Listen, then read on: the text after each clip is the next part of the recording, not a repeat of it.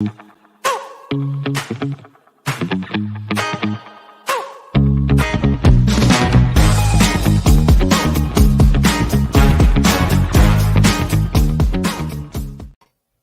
afternoon, everybody. It's a great snowy Wednesday afternoon.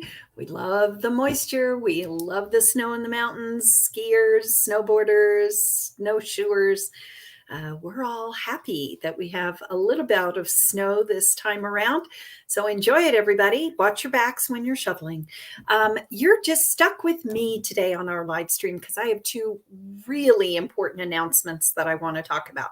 First and foremost, the good news is our COVID cases are on a decline. And so we're hoping that it will extend some relief and a little bit of a pressure valve to some of our critical agencies, such as our medical facilities, our hospital, our doctor's offices.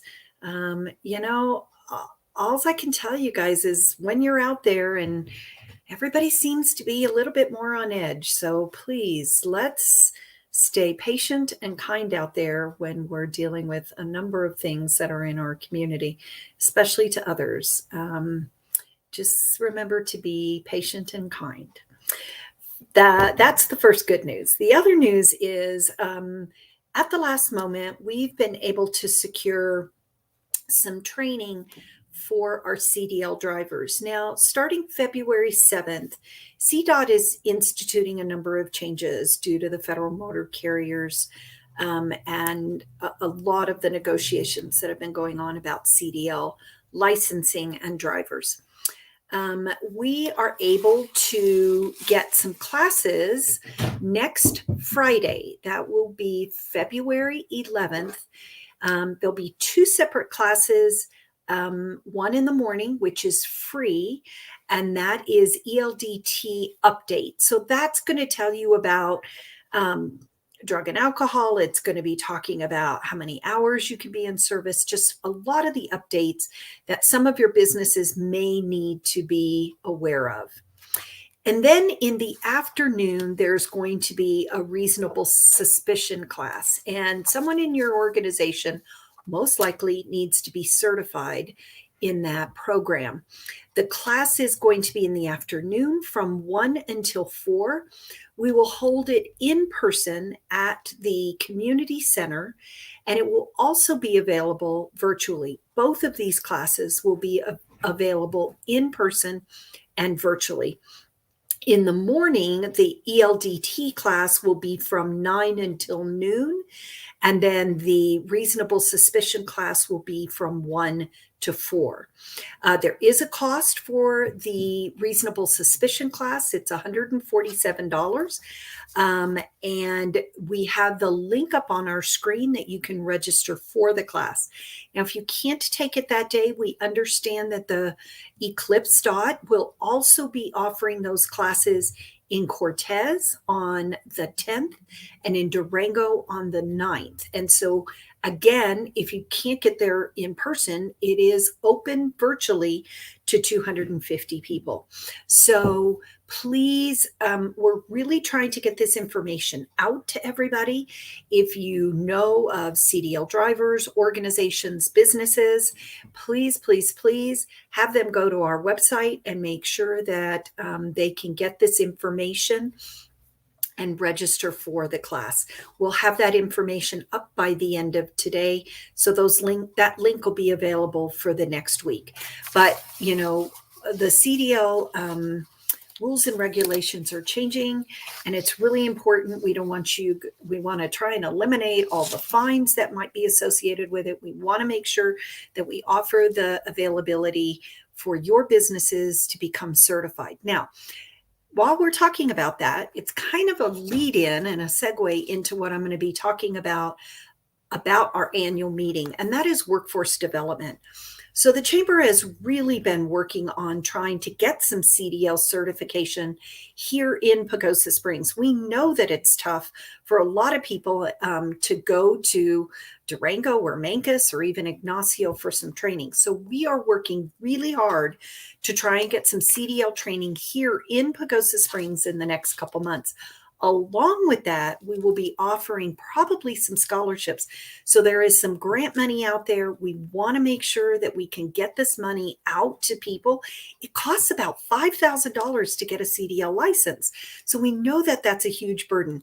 We know that our companies are just desperate for CDL drivers. So we have been working really hard with a number of different organizations to try and make this happen, including CDOT, Pueblo Community College, Region 9, Eclipse Dot, and local agencies as well. So look out for more information on CDL certification. I talk about that because coming up at our annual meeting, we're going to be talking about workforce development. Our annual meeting will be held next Wednesday, February 9th. It will be from 3 until 6. Similar to the Eclipse Dot classes, we're going to take the first section of the meeting to talk about some community issues. The two issues that we are going to be talking about is workforce development and housing. Those are two critical topics in our community. We hear a lot of comments about it. People are talking about these issues. But you also need to be a part of the conversation. And that's why we're holding these two breakout sessions next Wednesday. In the housing panel, we're going to have the Town of Pagosa Springs, Archuleta County, Homes Fund from Durango. We're going to have Habitat for Humanity and Archuleta Housing Authority, which is Casa de los Arcos and Rose Mountain. They will be giving updates on what is happening, the projects they're working on, as well as they're going to be available to listen to some of the questions you may have. If you're an independent person or developer, you may say, hey, I'm interested in some breaks. What can you do for me? We want to help make those connections and between private and public partnerships and make sure that maybe we can get even more things going than we have in the past. Then in the workforce development breakout session, we have several representatives from Pueblo Community College, the Archuleta School District, and myself talking about efforts that we're working on. Again, as a business owner, do you want to participate? How do you want to participate in workforce development? Maybe you're not having any problems, but maybe you're having several and you have specific needs or you need specific training. If you could bring that to our attention, it would really help. So again, it's a community conversation. And as a village, and they say it takes a village to raise a child, it also takes a village to work on some of these issues. We really want to hear your voice and we want you to be a part of this conversation. So please join us next Wednesday from 3 to about 4:45 for the community conversation on housing as well as workforce development. Then after that, we're going to have a great celebration and we're going to have our community award winners. We will be honoring our Small Business of the Year, our Nonprofit of the Year, our Volunteer of the Year, and our Citizen of the Year. It's wonderful just to be nominated as an honor, and we have the finalists in all of the categories. So come out and recognize some of these agencies and individuals that have done so much for our community. We need to thank them. It's been a tough year. It's been a tough couple years, actually. So let's get out. Let's have some fun. Let's honor these people that continue to do so much for our community. And so we will be having a reception with delicious hors d'oeuvres. I picked the menu. It's really good. And we'll have some drink tickets included with your ticket purchase. Tickets are available, $25 for members, $35 for non-members, and it includes the community conversation, the hors d'oeuvres, and a drink ticket with your ticket purchase. So again, I think one of the most important things is we just want you to be a part of this conversation. Yes, it is the Chamber annual meeting. Yes, you'll get a report, but we really want this to be a conversation. 2 years ago, our business community designated housing and workforce development as 2 of the 4 major issues in our community, and we are working on that. But we need some more help and we need some more ideas. So we really hope that you'll participate. go online, purchase your tickets. If it's a last minute thing, we will have tickets at the door. But what we really want is you. We want your voice. We want your ideas. We want your participation. And we also want to honor all the nominees that have been here for the small business and the nonprofits, which I'll announce right now. So the finalists for our small business is Two Old Crows. We also have First Southwest Bank, and we also have Aspire Medical Services as our finalists for Small Business of the Year. Our nonprofits, our finalists are Vets for Vets, Habitat for Humanity, and the Bacosa Nordic Club. And it's snowing. There you go.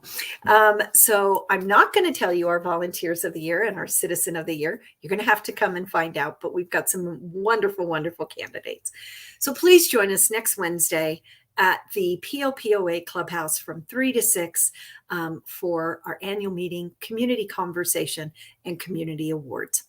And remember, this on Friday, February 11th, shortly thereafter, we will have the ELDT update as well as the reasonable suspicion class offered on Friday at the community center and virtually. So go online to the Chamber's website. We'll have the link there for you to register. It's short and sweet for me today. I also want to tell you that we will not be here next Wednesday for live stream because we are going to be at the POPOA Clubhouse setting up for our annual meeting and having that community conversation. So that's where you need to be. That's where you need to join us. And we'll see everybody next week out at the POPOA Clubhouse for all the great conversation and great honoring of our nominees. Thank you, everybody, for joining us. Please be safe out there. Enjoy the snow. Watch your backs, but enjoy the snow. And thank you. And thanks for the moisture. We love it. Everybody have a great Wednesday. We'll see you at our annual meeting next Wednesday. Bye-bye.